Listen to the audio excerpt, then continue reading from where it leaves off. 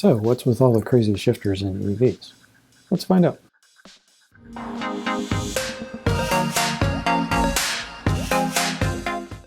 Why does everybody have to come out with a new style of shifter? Why not stick with what we've had?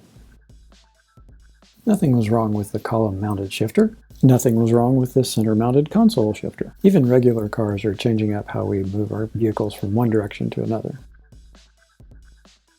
But EVs are positioned to be able to change it up even more.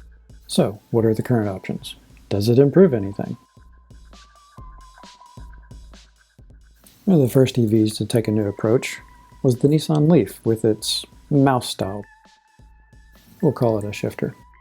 Even with the second generation, they've kept this approach. Next up are those with instrument-mounted toggles. The original one with this would be the BMW i3. If you don't know where to look, you might miss it. It almost resembles a column shifter, but this one only requires a light touch forward or back to shift. Even with several updates over the years, BMW is stuck with this design. Next is the Volkswagen ID3 and ID4. Their shifter is very similar, mounted to the instrument cluster. The function is very similar to the i3. Simply rock it backwards or forwards to change gears. The most conventional shifter in our lineup is probably on the Volvo XC40 Recharge.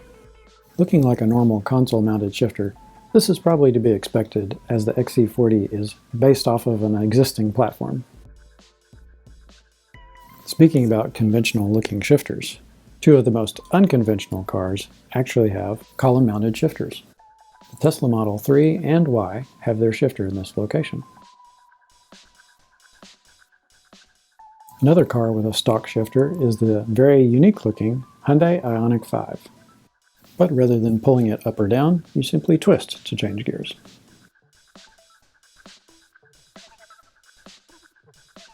Now, how about a dash-mounted toggle? That's what the Porsche Taycan has to offer. Can you spot it? How about here? There it is. Just part of the fun of owning a Porsche, I guess.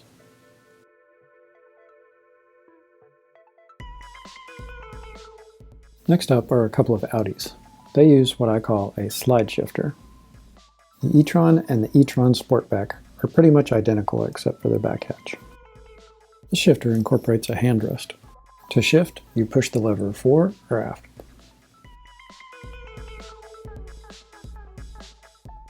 Another slide shifter is on the Nissan Ariya.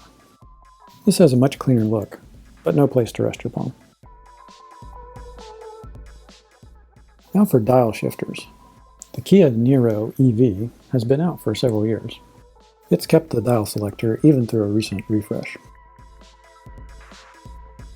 A recent addition to the dial club is the Ford Mustang Mach-e. While the screen and the volume knob dominate the interior, the dial selector has the same clean look. And another interesting addition is the Kia EV6. Where the Niro EV had other versions, this one is electric only. And they proved the dial selector worked well in that previous model. What options are there for button shifters? First, let's take a look at the Ioniq EV. This is another model that's been out for a few years and had a refresh. Hyundai chose to put the buttons next to each other instead of in order. This configuration also allows a convenient palm rest. Moving up market with the button choices is the Jaguar I-Pace. Here, your options for drive, neutral, reverse, and park are hidden within the structure of the dash itself. A smaller alternative to the Audi e-tron is the Q4 e-tron. And of course its Sportback version as well. Rather than stick with the slide shifter, this uses more of a toggle button situation. But instead of coming up with a third way to change gears for their GT model, they stuck with this center console mounted toggle shifter.